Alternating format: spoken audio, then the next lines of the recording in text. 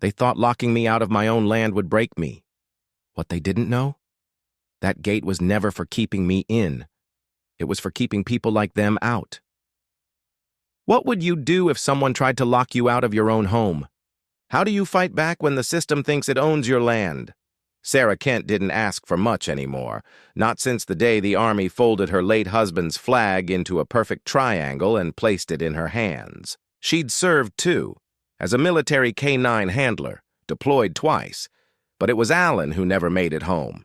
And after he was gone, the noise of the world became intolerable. That's why she chose the ranch, 400 acres of stubborn, wind-bitten land tucked into the High Valley Basin just outside a small HOA-governed lakeside town. Alan had found it first, a property so far off-grid it didn't show up on half the town's digital surveys. After his death, Sarah poured every last deployment check and survivor benefit into buying it outright. No loans, no partners.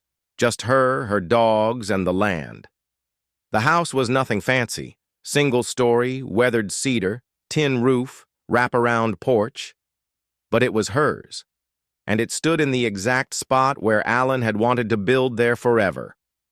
In the mornings, she'd drink coffee under the porch awning while her dogs, Ruger and Kilo, ran silent perimeter drills. In the evenings, she'd walk the fence line with a headlamp and a shotgun she rarely needed to use. She wasn't hiding. She was healing. The first sign something was wrong came quietly. A lock, big, industrial, shiny, and new. Affixed one morning to the main front gate, bolted through steel like a declaration of war. Sarah pulled her truck up, dog silent in the back seat, and stared at the padlock for a long moment. No note, no warning, just a red plastic tag that read, HOA notice, access temporarily restricted violation of Clause 14C, non-compliant agricultural use, Clause 14C. She remembered that one. Buried on page 73 of a master plan written decades ago by a board that no longer existed. A clause designed to keep ranch equipment off shared HOA-maintained trails. The clause had never applied to her. Her ranch entrance was a private road, carved from bedrock and dust years before the HOA even had a map. But someone wanted to make a point. New board, new president, new agenda. Sarah stepped out of the truck, ran her fingers across the cold chain, and smiled. Not a grin, not an angry smirk, just a quiet, measured smile. Because the truth was, that gate had never been meant to keep her in. It had been built for the opposite. Within a day, the neighbors noticed. Not that many ever got close. Sarah's land spanned 3 ravines and a private ridge. But the sight of her climbing a side trail with a pack on her back instead of driving through the front gate raised eyebrows. "Sarah, you okay? Need us to call someone?" "You know, you can petition the board." She nodded politely. Thanked them. Said she was fine. And she was. Because what they didn't see was what lay beyond the living room wall inside her ranch house. A corkboard. Not just any corkboard. This one was layered with overlapping maps, deeds, land surveys, aerial footage from drones, legal documents, and even printed-out emails from county clerks. String-connected pins.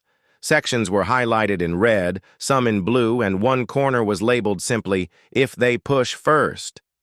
She didn't scream, didn't go to social media, didn't even cut the lock. She brewed tea, poured herself a second cup, and sat cross-legged on the rug beside Ruger and Kilo, reviewing notes she'd made over 2 years earlier. Because Sarah Kent didn't prepare for if, she prepared for when. That night, as the wind howled against the cedar walls and coyotes cried in the distance, she took out the old audio recorder Alan had used for letters back when they were deployed on separate rotations. The batteries were long dead, but she held it anyway, pressed it to her chest, and remembered the last time they'd walked the boundary together, years ago. He'd looked at the hills, then at her, and said with that quiet clarity only soldiers spoke with, "Land this wide? Sooner or later, someone's gonna try to take it." Sarah had asked what they'd do. He'd grinned, kissed her temple, and said, "We don't yell. We build the wall before the war comes. Let 'em think they've cornered us until the gate swings the other way." That night, Sarah made a vow. Not with noise, not with fire, but with the kind of resolve that didn't flinch. Have you ever been underestimated so badly? You had to pretend to lose, just to show them what a real loss feels like? Sarah walked the ranch line like she had for years. One hand brushed the weathered wooden fence, the other rested on the worn leather leash of Atlas, her most loyal K9. To any outsider, it looked like a morning stroll.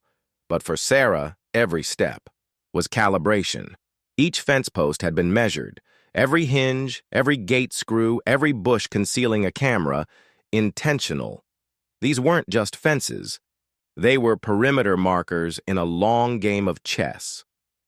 3 years ago, Sarah had begun reinforcing the outer edges of her property, not because of paranoia, but because of preparation. Her late husband, Jake, used to say, "The land will always be worth more than the people managing it." And he was right. Since his death, the property's value had nearly tripled. She didn't trust anyone to honor what he built, so she adapted, not with rifles or barking, but with logistics. She'd installed a fiber optic sensor under the main path leading to the ranch's gate, not for show, for certainty. If a truck approached, she'd know how fast it came, how long it stayed, and what direction it exited. Hidden cameras disguised as birdhouses fed footage to a solar-powered drive in her garage. No Wi-Fi, no cloud. Just truth, offline and admissible in court. And then there was the access road, the one Cheryl Voss and her HOA army didn't know existed.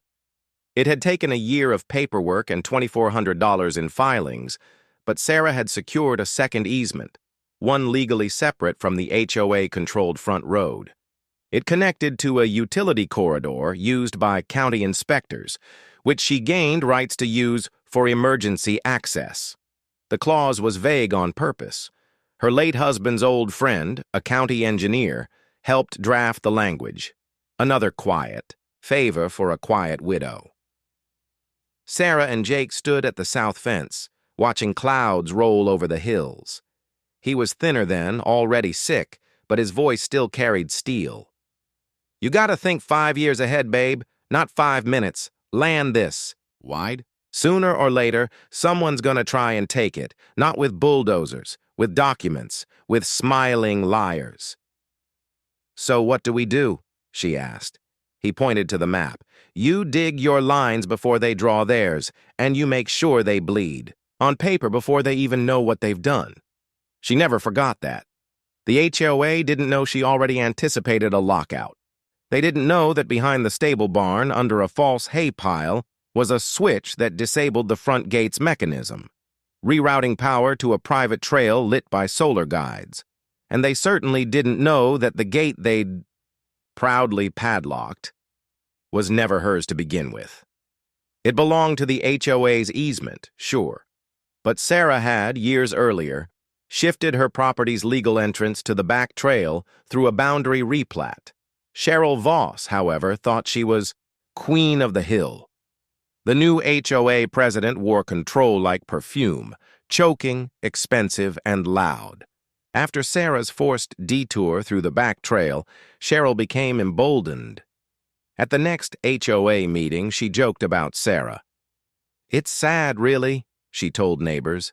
"Some people get so isolated they can't function with rules. Sarah's just not well.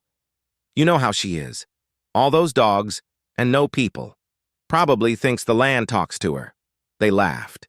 Sarah, predictably, didn't attend. She didn't need to.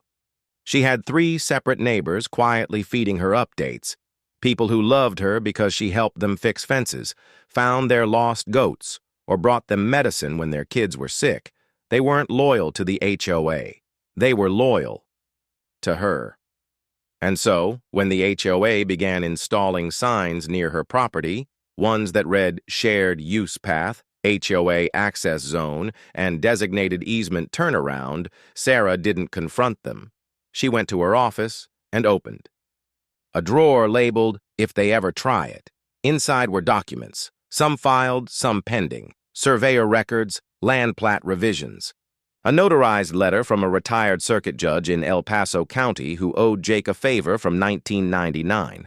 Legal drafts of boundary clarifications with pending action dates that could now be executed. She didn't panic. She activated a plain white envelope, mailed to the county recorder's office, an email to a private land use attorney she hadn't spoken to in 18 months, a retainer contract reactivated with a signature and a $500 check. A voicemail left with Tomas Rivera, a licensed surveyor. "Hey, time to do the walk again. Bring the orange flags.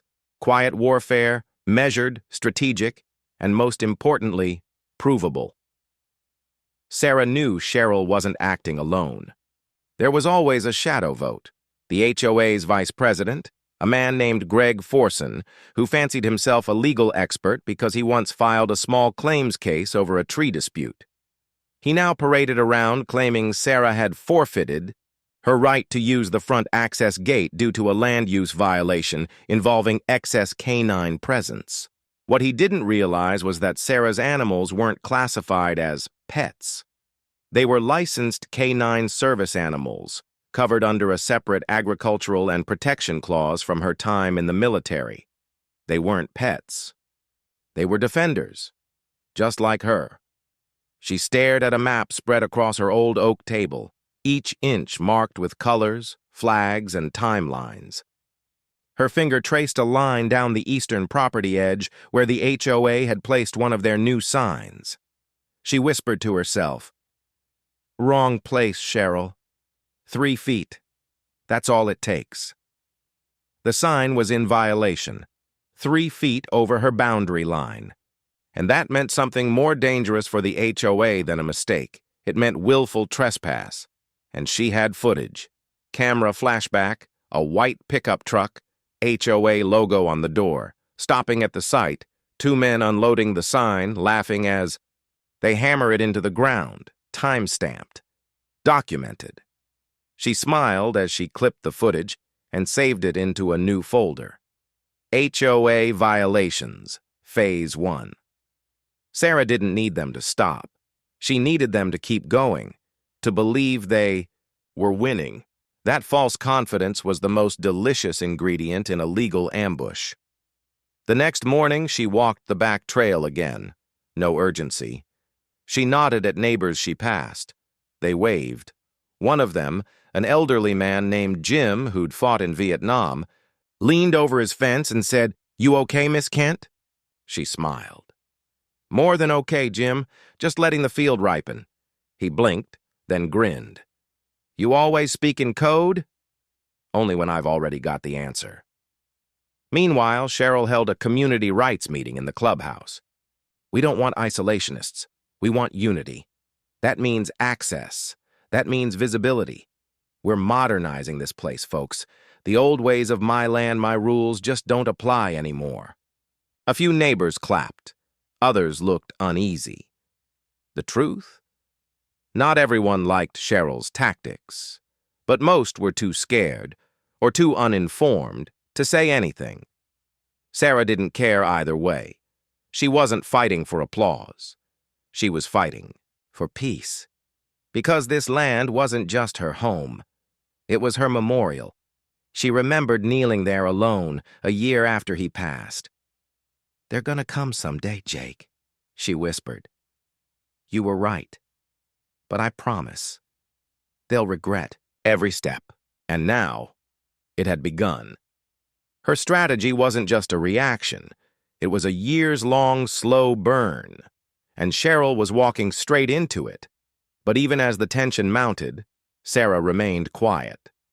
When neighbors asked how she felt about the gate, she'd nod, say something like, "Funny how fences work both ways," and leave it at that.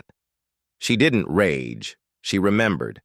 Every night, she sat at her dining table with a pot of tea, reviewing the day's footage, filing notes, printing maps. Her dogs patrolled the perimeter in silence. She slept deeply, because she knew. And that knowing was more powerful than any public protest. They thought silence meant surrender, but Sarah knew better. Because when you've built the battlefield yourself, every tree, every sensor, every inch of code and clause, the war's already half won before the first blow is struck. When you know your enemy is walking into your trap, do you warn them or do you watch in silence? The gate creaked open at 7:03 a.m. A silver GMC truck rolled through first, followed by a white SUV with HOA decals on both side doors. Inside were 2 board members and a hired contractor. They'd driven through that gate 100 times, but this morning it felt different. No cameras visible, no barking dogs, no sign of Sarah. They drove another 30 feet and stopped. Taped to the second fence, in the exact center of the access road, was a bright yellow laminated notice. No guards, no confrontation, just a single sheet with the county seal at the high top. Private property. Unauthorized access is a violation of County Code 18-24. Trespass will be prosecuted. The contractor leaned out, frowned. You said this was HOA land? Cheryl Voss arrived next, stepping out of her Lexus in heels. Sunglasses on, confidence rehearsed. It is. That's just a stunt. She's posturing. But as the third board member took a closer look, his expression changed. The notice wasn't from Sarah. It was from the County Land Services office, time-stamped and signed by an actual code enforcement officer. There was even a QR code linking to a document. He scanned it. It led to a quiet title judgment dated 2 months prior. The ruling read, "The parcel previously identified as Shared Access Corridor is hereby incorporated into the amended private boundary owned solely by Sarah Kent. Per County Plat filing the 782A9 and Quiet Title Case 119CV 348. The contractor took a step back. You're on her land, he muttered. Cheryl's mouth opened, then closed again. She looked at the gate, the one she had padlocked just weeks ago, the one she believed she had reclaimed as HOA property. It was not hers, not the road, not the signs, not even the gravel beneath her heels. They had locked a gate that didn't belong to them. They had walked, cameras rolling, vehicles marked, into a trap designed not with bullets or barking, but with deeds and signatures. And Sarah? She didn't come out of her house. She didn't wave from the window. She let the silence do the talking. Later that afternoon, a legal packet was delivered to each HOA board member. Inside, copies of the quiet title ruling, a registered land survey, signed affidavits from 2 neighbors, confirming the HOA's trespass, and a notice of civil claim already filed, not a threat, but a clock already ticking. That night, Cheryl called an emergency meeting. The room smelled like panic and carpet cleaner. Most of the board showed up early, whispering in the corners. Only 1 chair remained empty, until Sarah walked in. No entourage, no threats. Just a black binder tucked under her arm. She took the empty chair near the front and waited. Cheryl stood, cleared her throat, started the meeting with a stiff smile. Tonight's agenda is focused on recent misunderstandings regarding access roads and signage near the Kent property. Sarah didn't speak. Not yet. She stood only when Cheryl gestured toward her, falsely polite. Miss Kent, you've requested to speak. Sarah nodded and walked forward, binder in hand. She placed a copy in front of each board member, thick with tabs, printed screenshots, time-stamped footage, copies of letters. One of them hesitated before touching it, as if it might bite. I'll be brief, she said. No anger. No sarcasm, just precision. I've included evidence of repeated boundary violations by this board. Your signage was placed illegally. Your members entered private land on 6 separate occasions. You tampered with 2 of my postal units, which is a federal offense. And your actions have resulted in 1 ongoing civil claim and 1 pending criminal review. The room went still. Cheryl blinked too quickly. Sarah continued. There is no shared access. Not anymore. The documents you relied on were outdated. They were superseded months ago by court order. A man in the back, early 70s, wearing a veteran's cap, stood slowly. You just tried to outmaneuver someone who taught strategy for a living, he said, voice gravelly. Cheryl turned toward him, startled. What are you talking about? Sarah didn't need to shout, he said. She watched, she built, she outflanked you, and now you're standing on ground that's not yours. A few murmurs rippled through the room. One neighbor who'd attended every HOA meeting in 6 years flipped through Sarah's binder, eyes wide. This is court certified, she whispered. Sarah finally looked directly at Cheryl. Did you think the gate was for me? Cheryl's face twisted. Excuse me? You locked it to keep me out, but I never needed it. I haven't used that road in 2 months. The gate was for you. She took a quiet step forward. You're standing on land you no longer control. Every meeting since April, every motion passed, every fine issued regarding that access road is invalid. Your jurisdiction ended where the new plat begins. Greg Forson, the board's legal hobbyist, turned pale. You never informed us of... Sarah cut him off gently. You never asked. You assumed, you trespassed, and now you're liable. She paused, then added, almost like a final lesson. I didn't build traps. I revealed truths. One board member, visibly sweating, pushed his binder away. I didn't vote for the signage. Another rubbed his temple. This can't hold up. Sarah tapped the binder. It already did. Court ruled on it 2 months ago. What you're feeling now isn't fear. It's delay. Cheryl tried one last gambit. We're issuing fines. You've been non-compliant in... Sarah raised one finger. Those fines are invalid. She pulled out a letter from the county zoning office. The HOA's authority over Parcel 42B is hereby suspended until further review due to legal boundary alterations now under exclusive private status. No fines, enforcement actions, or administrative directives shall be considered valid. Stamped, signed, dated. The boardroom went silent. A resignation followed the next morning. Greg Forson. His wife had been telling him to get out of HOA politics for 2 years. He finally listened. By week's end, the narrative shifted. Neighbors, who once smiled at Cheryl with blind loyalty, now whispered her name with discomfort. Her strongest ally on the board unfriended her on Facebook and publicly posted an apology. We acted without knowledge. Sarah had every right to do what she did. I stand corrected. Cheryl was humiliated. At the next monthly meeting, she stood before the remaining board, her voice thinner now, eyes darting. We have been informed that due to legal restructuring, our original jurisdiction has changed. We'll be reevaluating signage and access protocols accordingly. She did not mention Sarah by name. She did not apologize, but she was undone. Everyone could see it. And Sarah? She didn't show up again. She didn't need to. Her gate remained open, but not to HOA trucks.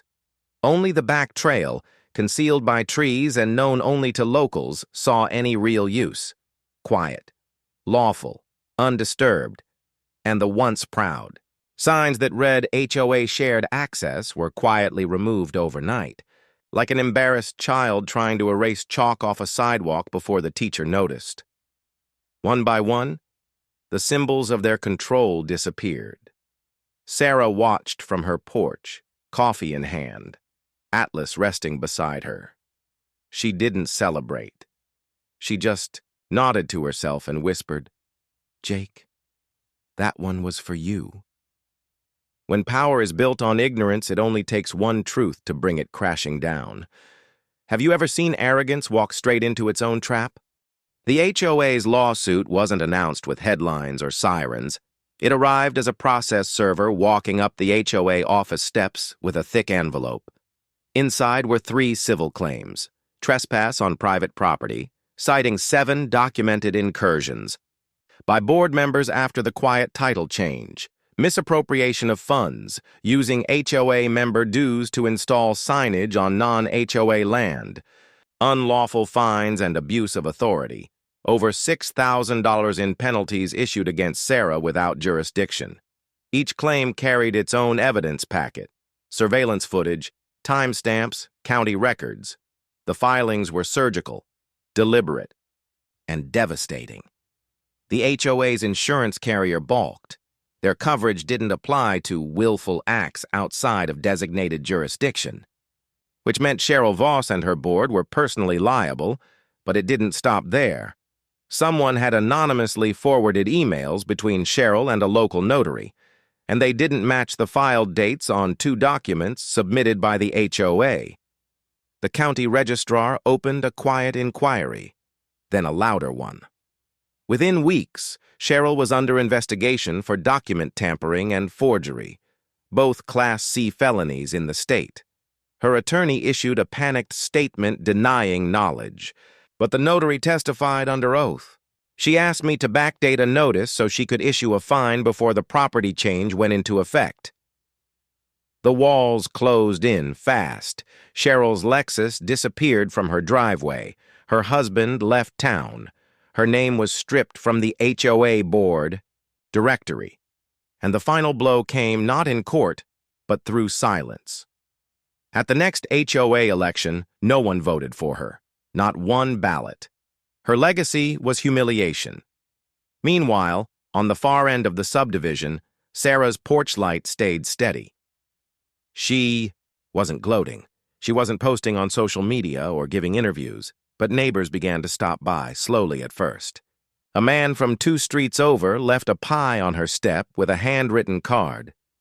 "Thank you for protecting what matters." Another neighbor knocked one evening just to ask, "How did you know what to do?" Sarah didn't offer much. She handed them copies of her land filings, told them how to pull parcel maps, and suggested they read up on easements. She became a quiet guardian, not by force, but by example. She didn't want a title. She didn't want credit. She wanted peace. But she'd earned respect. One by one, neighbors painted over old HOA signs. The new ones were simple: private property, no trespass. And Sarah's land? It was reborn. The road that had once been contested now grew wildflowers along its edges.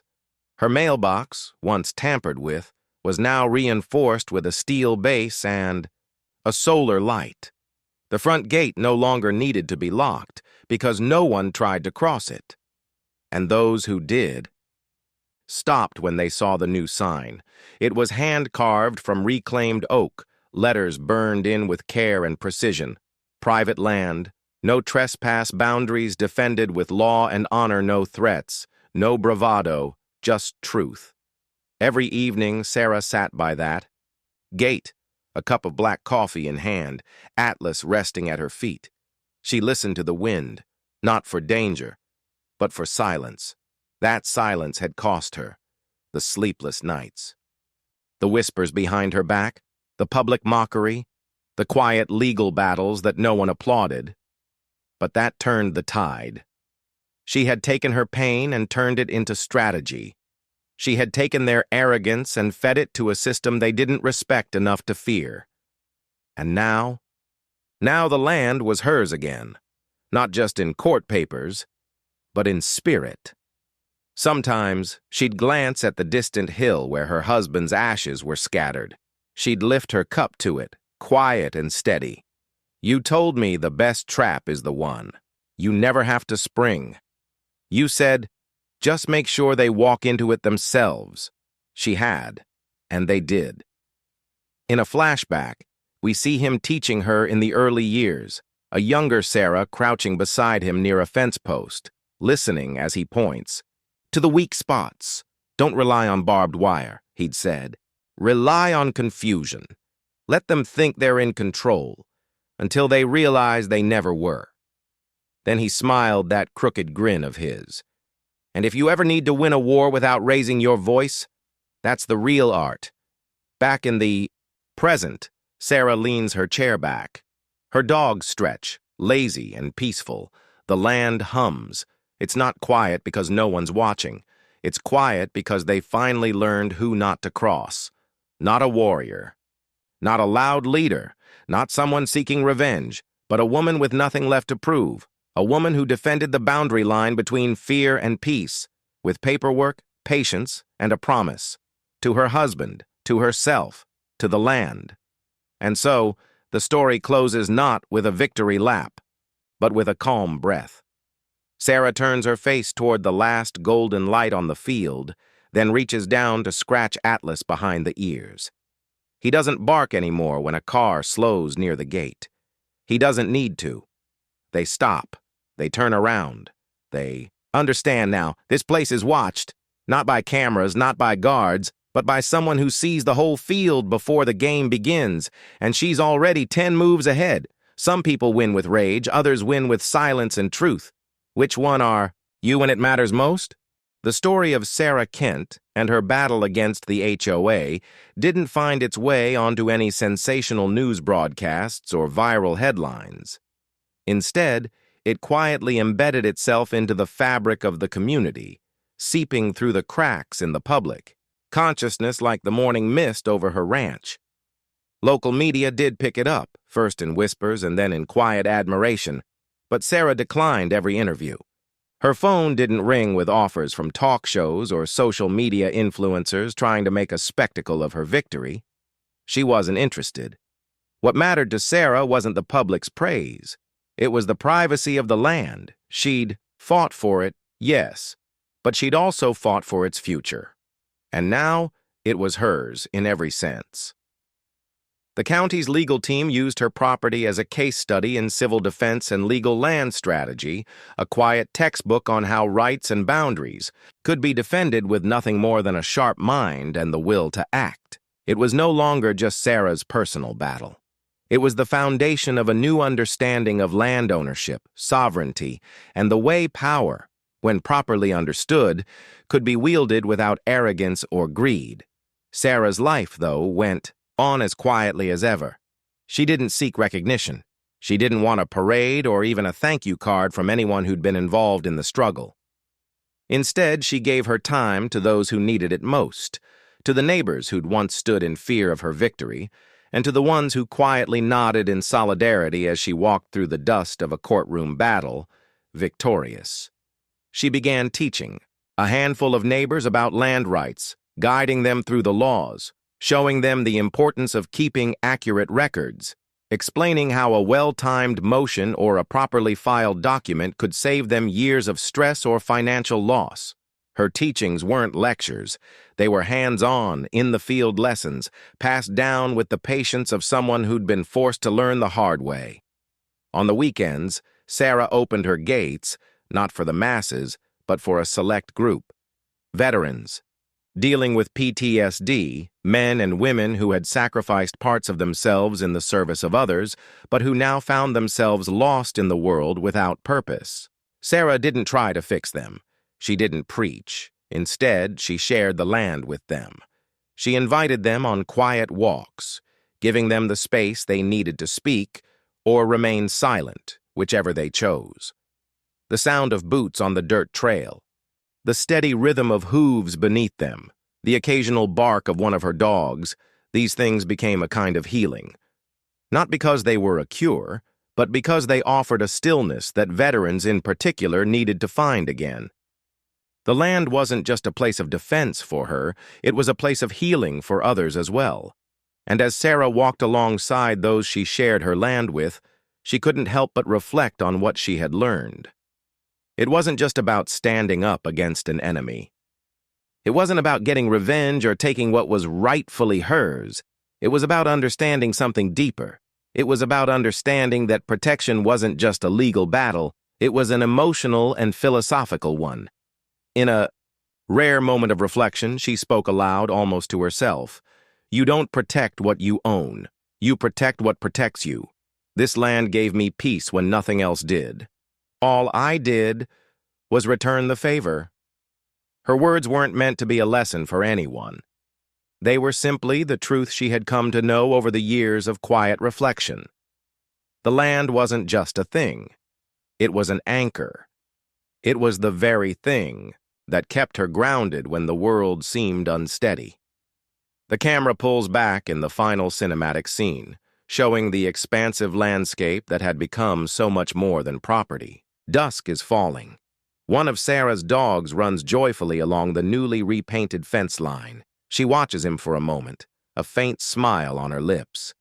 Sarah moves slowly, as though savoring every step, toward the symbolic gate she'd once fought so hard to reclaim. This time, as she closes it, she locks it from the inside, not out of fear, but because she had made her stand. There would be no more challenges, no more battles. She wasn't locking it out of anger or pride. She locked it simply because it was time. The land was hers, and it was at peace. She steps away from the gate, a calm peace settling over her. In the distance, the last light of the sun fades, but her world has never felt more illuminated. Your peace is your property. What would you do to protect it when no one else will?